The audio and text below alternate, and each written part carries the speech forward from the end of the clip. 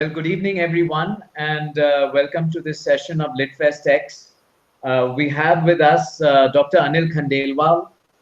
He is an author, speaker, a very well sought after corporate advisor, and on the board of several large and prestigious companies in India. Dr. Khandelwal is the former chairman of Bank of Baroda and Dena Bank, and he is one of those rare corporate individuals who has turned around an ailing public sector bank in a country like India with so many restrictions and straitjacketed sort of parameters within which public sector undertakings have had to operate. He has been called a transformational leader and an HR guru, a leadership expert by several authorities in India and abroad. Um, his first major book called Dare to Lead is a bestseller and is on its, I don't know, multiple reprints and editions now. Um, Dr. Khandelwal, glad to have you on LitFestX. Thank you, Kumar. Thank you very much. First of all, my congratulations for this seminal and path-breaking initiative that you have taken. I think this was unimaginable, and I was wondering before I settled for this, but I think it's live. It's a great feeling to talk like this. Thank you. Dr. Khandelwal, you were the only Indian banker to ever receive the Lifetime Achievement Award from the Asian Banker. Clearly, this was, a testimony to your phenomenal efforts in bringing about rapid transformation and changing the Bank of Baroda from an ailing public sector bank to a force to reckon with in the Indian banking industry in a short span of 3 years. And tell us a little bit about how you did that and what were some of the key tenets of leadership which went into that humongous effort. Kumar, public sector carries certain reputation. They are victim of some reputation.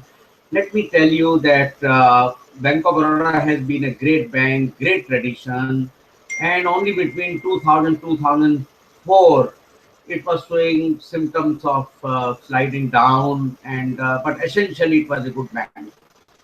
I think my focus was more on turning around, transformation. My focus was not on balance sheet expansion. In some ways, I was lucky that I was not a career banker who looked to traditional measures of success. And I always thought that an institution is as good as its health. So for me, it was performance plus health of the institution. And when organization slides, I think one needs to be concerned about the health of the organization. And that was the beginning point where I started with introducing new technology, bringing out a rebranding exercise. But I think most important thing in anything in a large organization having 40,000 employees, and in any large organization is in passion of people. It is all about people. It's not about us who are sitting in corporate bunkers and issuing instructions to people, do this, do that. And I think we are fatiguing them, we are boring them with our instructions. And therefore, my mandate was to reach out, to motivate, to really tell them the truth about the organization, to share the great history and tradition of the organization, and raise them beyond their competence level to the level of passion that they are able to reconstruct a new organization where they have to stay longer than me, where they have to be proud because they are the people in the front line and they face the wrath of customers. They also face the thrill of customers. So I think the most important change that we made was respecting the field staff and respecting the fact that everyone is competent. If sometimes some people are disillusioned, it is the bottleneck, as Peter Drucker said, is always at the neck of the bottle. And I owned it, that something is missing at our end, that the bank is sliding. We need to reconnect with employees and we need to reconnect with customers. And that was the focus of the work that we did. And I'm very happy to share with you that although I did not initially focus on the business itself, but in the 900 working days, what bank did in 97 years, we achieved in 900 working days, along with a new brand, along with technology, along with many customer-centric initiatives. And my faith in people's power is reinforced. And I strongly believe that it is the people who make or mar an organization.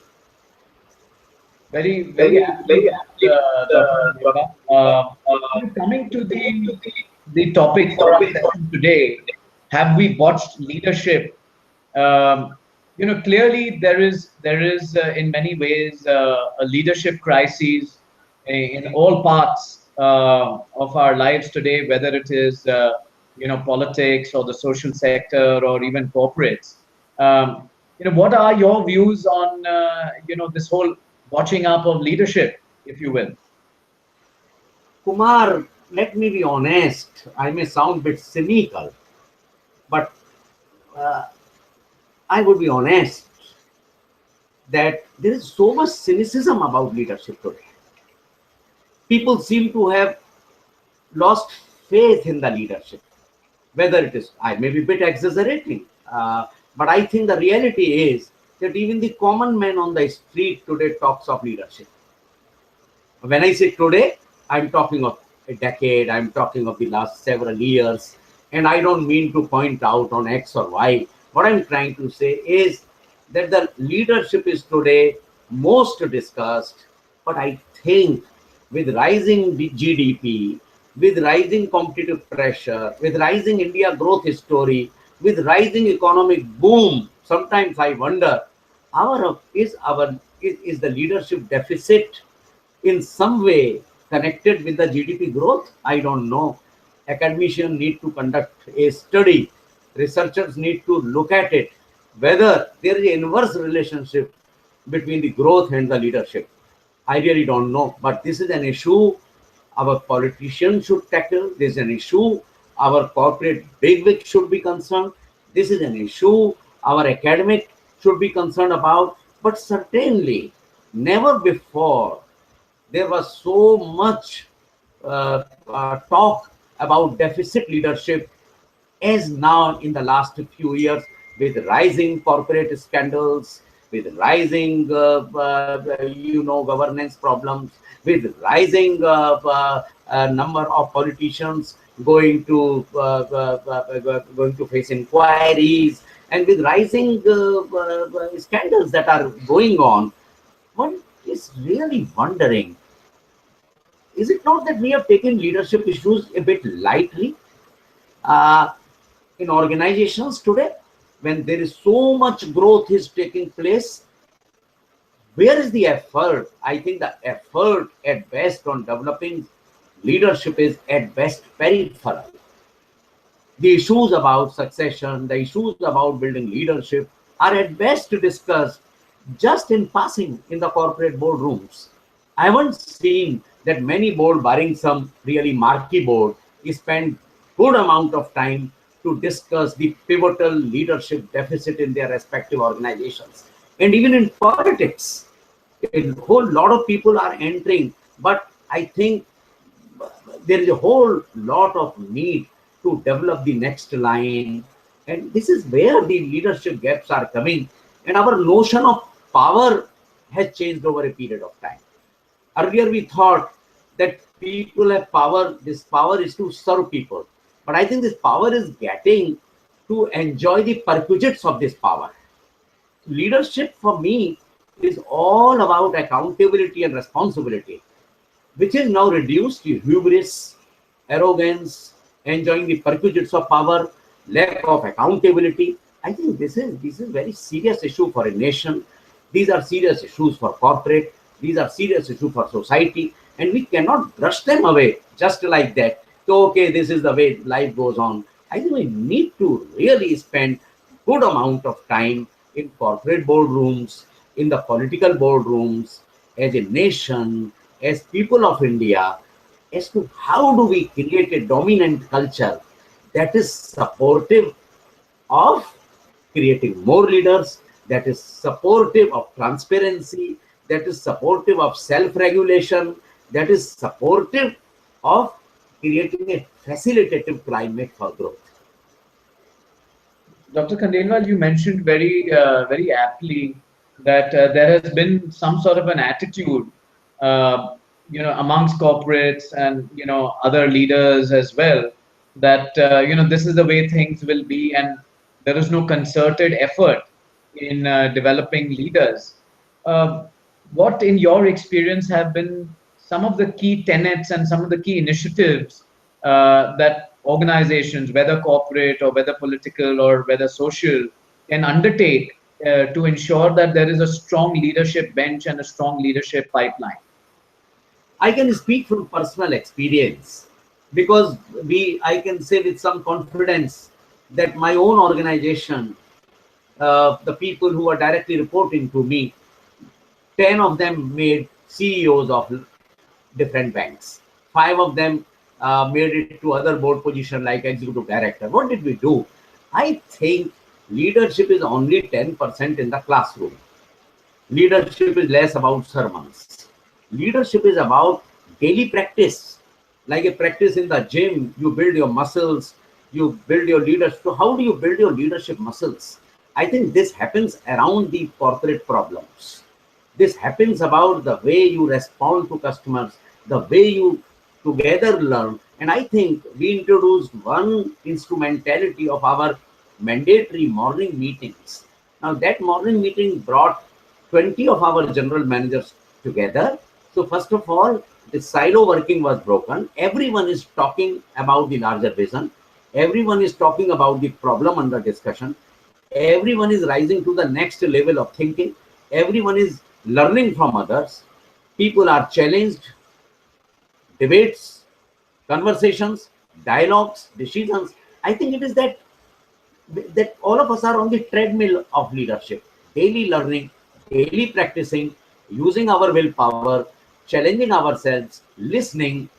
I think those kind, and I attribute bank success to our processes that we instilled.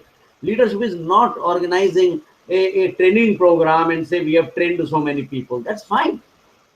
But that is only 10%. But leadership is best taught on the job in our processes. Leadership is best taught around problems.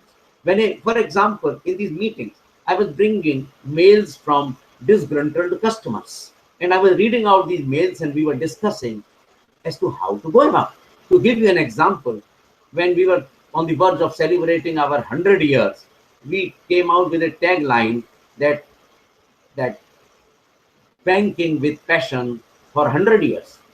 A customer wrote to me, no, you should change your tagline to banking with patience for 100 years. She had so much of problems, and I bring this email in the my room in my morning meeting, and as usual there are defense mechanisms. People say, no, we have 30 million customers. If one customer writes, I said no.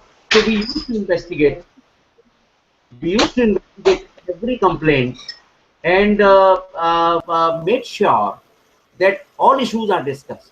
If you give respect to every single issue raised by customer, if you give respect to every single issue raised by employee, around these problems people think, people debate, people say what has gone wrong, people develop the habit of going to the root of the problem. And I think the second most important thing in leadership, especially in organizations, are the responsiveness. With all the technology, social media, other things, I still find many organizations, they don't respond to customers and employees with the rapidity that the technology has provided. I think we created an internal culture of communication where every single person was replied to. I myself initiated 2 helplines, cmd@bankofbaroda.com. One was for employees and one was for customers. and there was a guaranteed reply in 24 hours.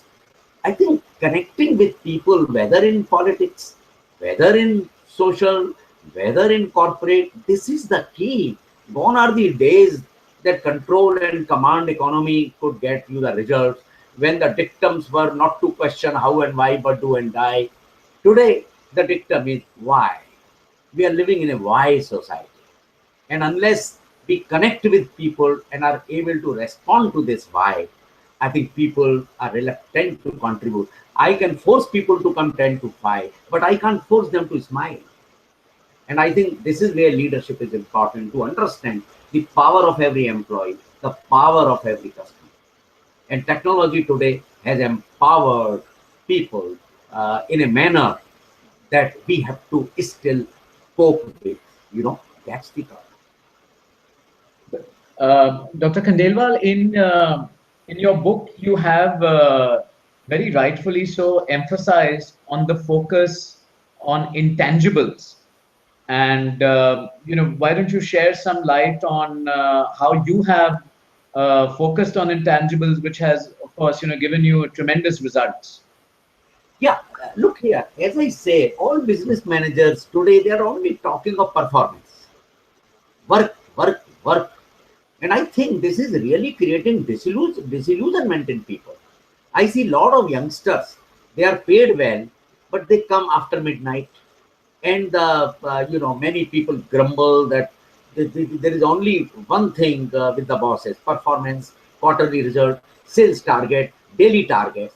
I think it is creating a different kind of frustration and fatigue in people. I was very conscious as a human resource professional that I don't have to create the pressure for business. Of course, I did create the business tension, but not the pressure of daily performance, the pressure of quarterly performance. Because when there is a pressure for daily performance and quarterly performance, you tend to manipulate. I was very clear about it. Instead, I thought, let me work on fundamentals. And what is fundamental to people? That we are a service institution, we need to be responsive. So communication is one intangible. We need to be. I was very, very finicky about communication. Very finicky. I told my general managers that I can pardon a legitimate business mistake, but not lack of communication. I think you have to make a policy statement. You have to demonstrate your belief about it. So that is one. Second is speed.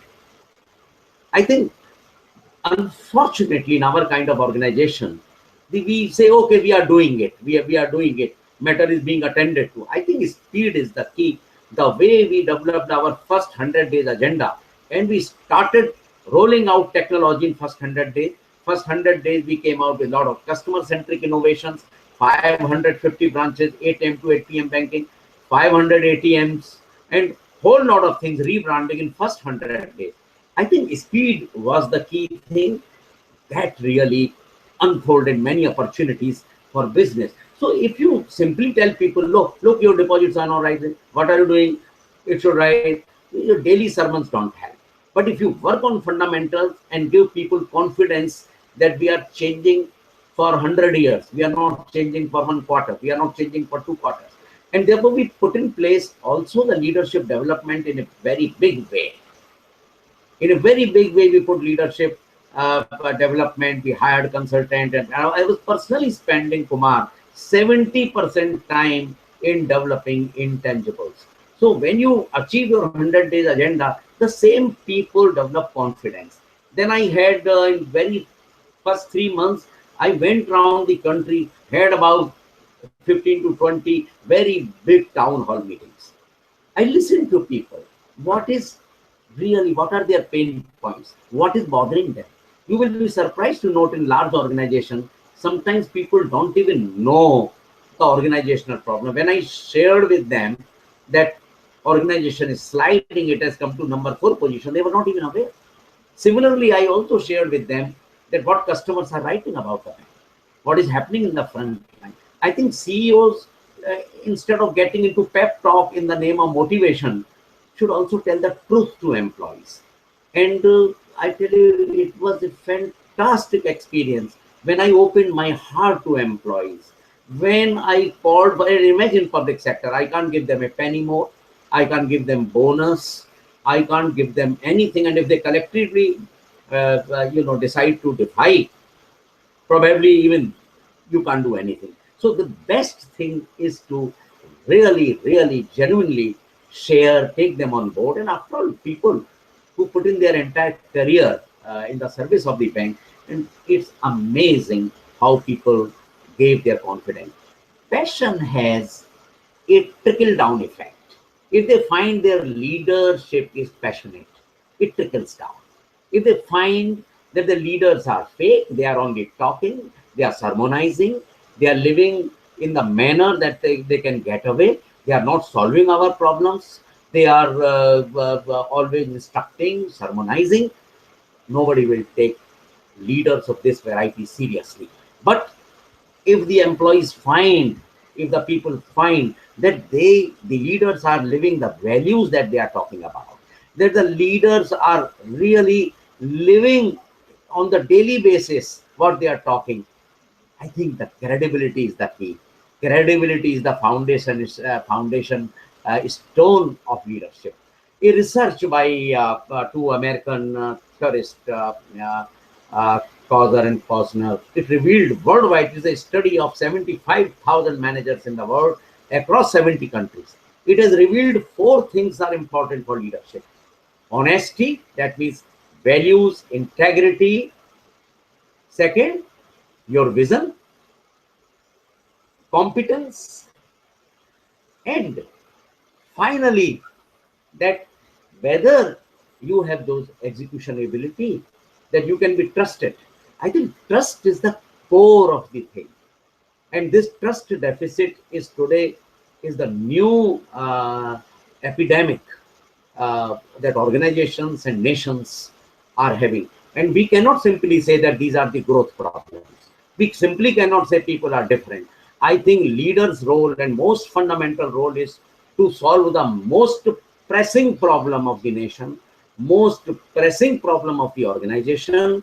And I think that's the key of leadership. And incrementalism today has no place. One needs to come in a very fundamental, in a very fundamental way to solve the most fundamental problem of people. And therefore, most important than any other thing is that we may have grand vision, but at the end of the day, the daily hassles have to be removed that the people undergo, whether organization or the country. Daily hassles, small things. I think, as I say, those who sit in corporate bunkers at the top, they are not in touch with these daily hassles. And I think this is the myth we exploded. All of us went round, always listening to people, standing by them, in encouraging them to report those daily hassles and solving them almost online. I think that was the key to our leadership in developing intangibles. And once these blockades from arteries go away, once this cholesterol goes away, then you don't require any bypass or anything. Then there is a natural flow of blood. Then the body is healthy. That is my experience of transformation. Well, mentioned some really brilliant points about how instead of focusing only on ongoing performance, one needs to look at the health of the organization so that there is long-term improvement in performance and sustained improvement. Yes. At this Kumar, point in time, I'm sorry. Go ahead. This helped me to prepare a video which is on YouTube. The business of CEO is not to do business. It's provocative. But the whole idea is that CEO's role or the leader's role is to take those foundational steps that will survive the organization after the leader has gone. I think those foundational steps, somewhere I find, whether in nation building, whether in corporate, I think those foundational steps we need to focus. And that is the leadership role. Somewhere we get disconnected with those larger vision and taking the baby steps in creating those foundational steps. That's the point I'm making. Right. We've been getting a few questions on our social media from some of the live viewers. I think we have a few minutes. We can probably take one or two questions directed at you. So I'm just going to pick one up. It says, "What were the challenges you faced while you're bringing about a revolution?" The challenge is always, I know normally we say resistance from people. The resistance, let me tell you, at every level. Resistance start from your own colleagues. So I think you need to prepare the challenge. Another thing in public sector is the challenge from the government itself, because a lot of complaints go when you are doing all this. There are a lot of vested interest who on daily basis send complaints. There's a the when I was trying to change the the brand of the bank, and I came out with a color, the complaint went that because the color matches with the color of then opposition party, and the government in its wisdom advised me to withdraw the logo. So well, the leadership can say, okay, government feels I should withdraw the logo, but I didn't. I went, explained to government, I made them see the point. So I think challenges are political challenges. The challenges are of your image. Are you doing too much? If something fails, what happens to your reputation? But I think small successes, quick wins help you to grow. But one thing is clear: if leader has a uncluttered mind, if he has an uncluttered mind, that he has clarity about what he's doing. There is no vested interest in what he's doing. Because after all, you have 3 years. You are not owner. And frankly speaking, if you don't do anything, nobody is going to question you theoretically. At best, somebody will say didn't perform, but that's all right. But what I'm trying to say, the question leaders have to ask, why are you here? Out of 40,000 people, why are you here? I think that's the question leaders have to ask. So the challenges are always on daily basis. There are challenges. The customer, I gave you example how one customer said that banking with patients, that's a challenge. The challenges from sometimes from employees, but I think all challenges are dissolved with the success. As you start getting people's output, as you start settling down, all challenges get dissolved with the work. Right. We'll take one more question. I'm going to show this question to you on your screen.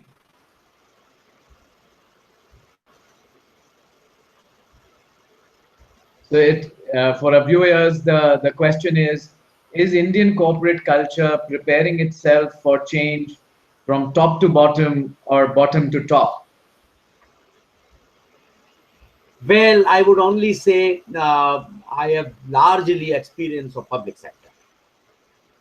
I should say with some concern that there's a lot more initiative that is required.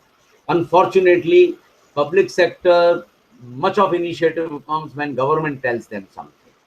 And there are a lot of changes within government, in bureaucracy, political power, public sector executives. Somewhere in public sector, there is a project management approach. There's so much pressure to execute project. There is so much pressure in the bank to expand balance sheet, that somewhere that only good intentions most of the time survive.